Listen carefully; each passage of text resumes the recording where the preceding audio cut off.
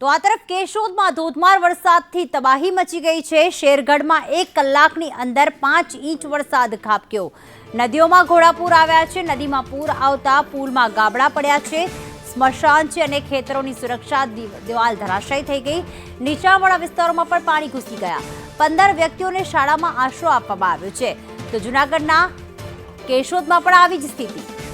કેતન જોડાઈ ગયા છે। કેતન, 1 કલાકની અંદર 5 ઇંચ વરસાદ, કેવી પરિસ્થિતિનું નિર્માણ થયું છે? ચોક્કસ કે જે છેલ્લા 2 દિવસથી જૂનાગઢ જિલ્લામાં મેઘરાજા ઓળઘોળ થયા છે, જેમાં કેશોદ તાલુકાના શેરગઢ ગામે 1 કલાકમાં 5 ઇંચ કરતાં પણ વધુ વરસાદ પડ્યો છે। ત્યારે નદીઓમાં ઘોડાપૂર આવે છે અને જેને કારણે પૂર આવવાની સાથે સ્મશાનની દિવાલો અને જે ખેતરોમાં સુરક્ષા દિવાલો બનાવવામાં આવી હતી તે તમામ ધરાશાયી થઈ ગઈ છે।